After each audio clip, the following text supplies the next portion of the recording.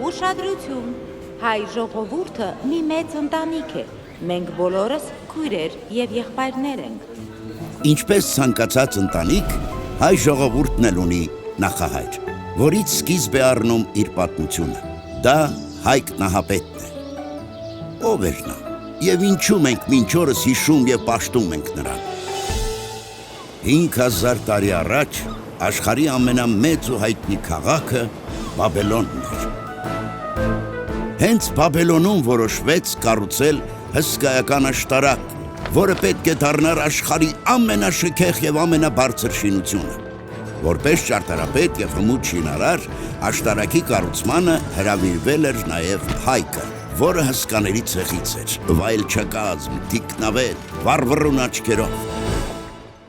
Բայց Բաբելոնի արքա Բելը, որը նույնպես հսկաների ցեղից էր, իրեն հայտարարեց Աստված և որոշեց տիրանալ աշխարհի բոլոր ժողովուրդներին։ Հայկը միակն էր, որ ըմբոստացավ ինքնակոչ բռնակալի դեմ։ Իր որդիների, ընտանիքի անդամների և այլոց հետ նա հեռացավ Բաբելոնից դեպի իր նախնիների հայրենիքը, Արարատյան երկիրը, և հաստատվեց այնտեղ։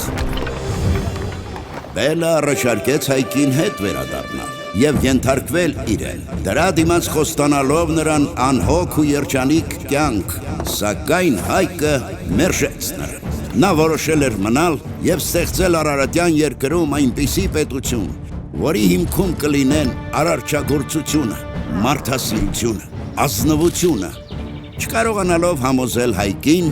Բելը որոշեց հարցը լուծել բռնի ուժով և անթիվ զորքով շարժվեց դեպի Արարատյան երկիրը։ Այդ ժամանակներում հիմնական զենքը թուրն ու նիզակն էր, սակայն Հայկի ու իր որդիների զինանոցում կար ևս մի հզոր զենք՝ լայնալիճ աղեղ։ Այդպիսի աղեղ պատրաստելու համար պետք էին հատուկ հմտություններ ու գիտելիքներ, իսկ նետաձիգը պետք է հսկայական ուժ ունենար։ Հայկի աղեղը իր չափ մեծ էր, իսկ նետերը ունեին եռաթև ծայրեր։ Նույնիսկ մեծ հեռավորության վրա նրանք ծակում պատռում էին ամենաամուր զրահը։ Պատրաստվելով Բելի դեմ կռվին, Հայկը իր նետերը մի ամբողջ օր պահեց սառնորակ աղբյուրում, որպեսզի կենարար ջուրը զորություն տա նրանց։ Երբ Բելն իր զորքով հասավ հայոց ձոր, Հայկը արդեն սպասում էր նրան այնտեղ։ Եվ սկսվեց կատաղի մարտը երկու հսկաների բանակների միջև։ Երկար ժամանակ կողմերից ոչ մեկին չէր հաջողվում հաղթել։ Եվ ճակատամարտի ամենաթեժ պահին Հայկը գործի դրեց իր հզոր զենքը։ Տեսնելով բարձունքի վրա կանգնած Բելին, նա առաջ քաշվեց, ամբողջ ուժով ձգեց իր լայնալիճ աղեղի լարը և դիպուկ արձակեց եռաթև նետը, որը պատռելով Բելի մետաղյա զրահը կամեց նրան գետնին։ Տեսնելով անխոցելի թվացող Բելի մահը, նրա զորքը խուճապահար փախավ մարտի դաշտից։ Այդ օրվանից Հայկը երկար տարիներ փառքով կառավարեց Արարատյան երկիրը, հաստատելով այստեղ արդար և իմաստուն օրենքներ։ Բելի դեմ հաղթանակի օրը սկիզբ դրեց հայոց տոմարին։ Աստղային երկնքի ամենապայծառ համաստեղություններից մեկը կոչվեց Հայկի անունով։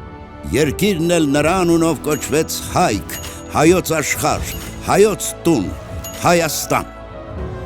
Մենք բոլորս Հայկի ժառանգներն ենք, մենք միշտ սիրով և հպարտությամբ ենք հիշում նրա անունը, նրա իմաստությունը, նրա սխրանքը, բայց մենք պետք է նաև արժանի լինենք մեր նահապետին, պահպանելով ու պաշտպանելով մեր երկիրը, լինելով ազնիվ, խելացի ու խիզախ։